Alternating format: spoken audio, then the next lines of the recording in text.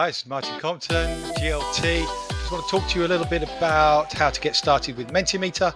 If you've already used it, you've already got the full pro account, you're accessing your university Mentimeter, then you don't need to watch this. You know everything already. This is just a basic quick start guide. You can go to Mentimeter itself to look at their how-to videos. All of the information you need is on the Mentimeter page on the portal. To find it, go to the portal and search Mentimeter GLT and you will find this page.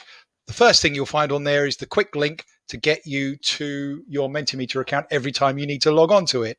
It's worth remembering actually, mentimeter.com/join/Greenwich. And when you click on that, it will load a single sign-on page and then it will say Greenwich.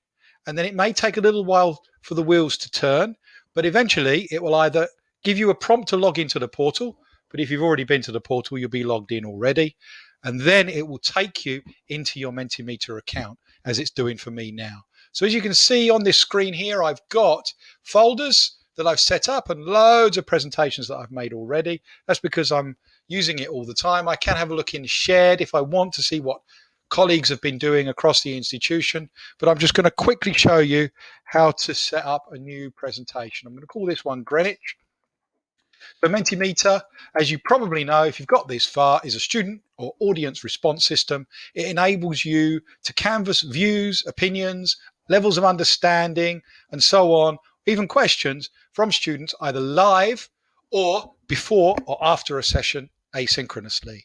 It can work equally well in a face-to-face taught session, seminar, or lecture as it can online. But what I would advise is if you're using it online and you're a relative novice user, that actually you don't try and use Mentimeter live when you're teaching online, particularly if teaching online is a new experience for you and for your students.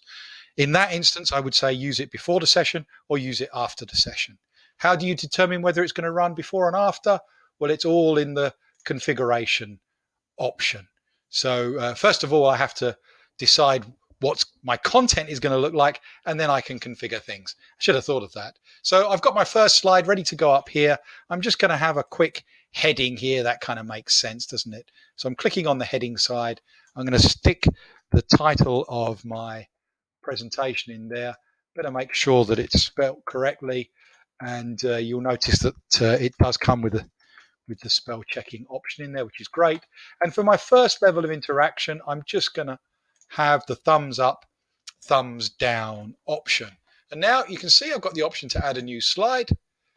And if I want, I can hover over this one and delete it or duplicate it or even copy it to another presentation. Or if I want, I can import slides from a PowerPoint. If I do that, they're static images. There's no animation built in. There's no active links, but it can save me a lot of work.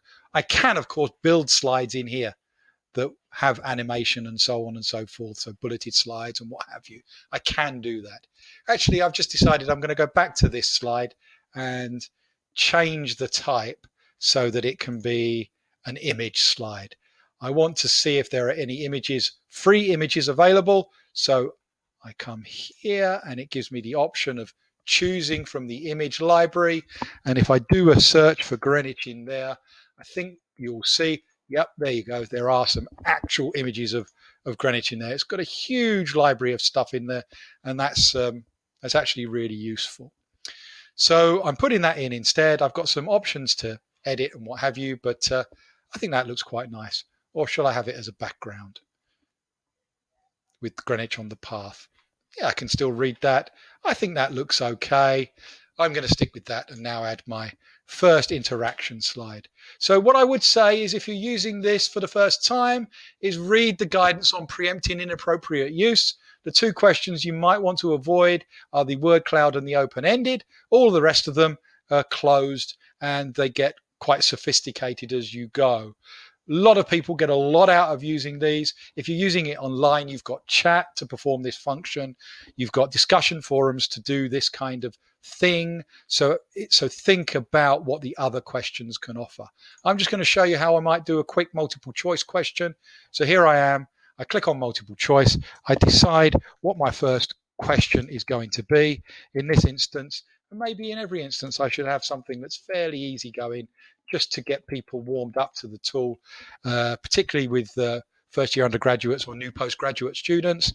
And I'm going to give them 3 options here, although I could add more if I wanted to.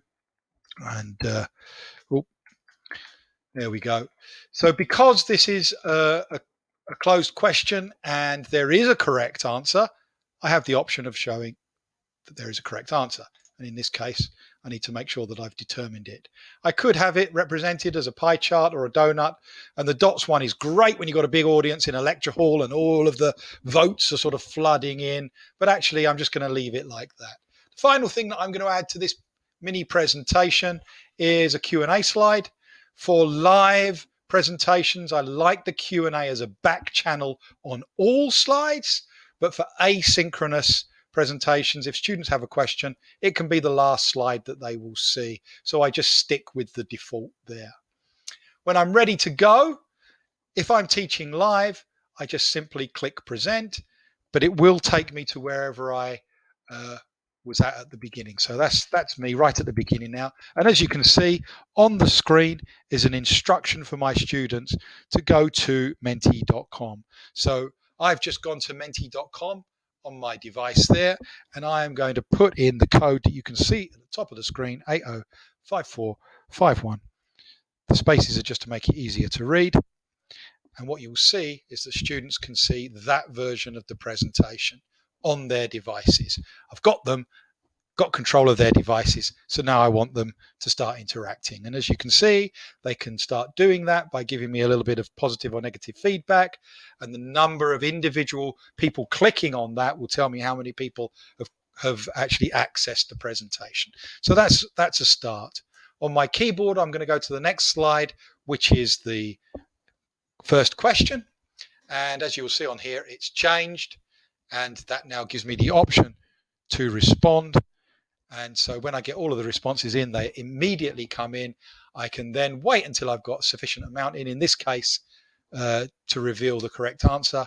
And it grays out the incorrect and shows the correct. So that's just one question type used in one particular way, but there are all sorts of different levels to it. Like I said at the beginning, there are Mentimeter how-to videos on this, on all sorts of different aspects of it, much more deliberate, much more polished, much slower. So this is just sort of an introduction to the tool. It can be fantastic to really get people going. The quiz tool is great in live sessions. But if we're teaching online, then thinking about how you might best exploit student perspectives, student opinions, student ideas, or check student understanding pre or post session, this is where Mentimeter will really stand on its own as an effective formative development and assessment tool. So I'm going to hit escape on my keyboard now. It brings me back to my production interface, and you'll notice I've got a configure and a share option. If I want to switch from live, where I manage the pace of the slides presentations, and that's the default presenter pace, to audience pace for asynchronous presentations, that's where I do it. So I need to remember to do that. Configure, audience pace, and then the share options are really useful, particularly if I want to put this in my Mentimeter.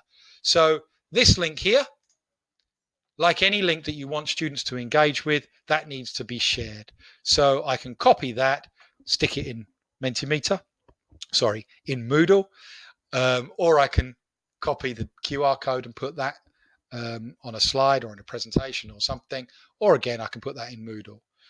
If I also want the students to be able to see all of the results, then what I can do is go to the presentation and copy the link to that so that people can see the live results as well.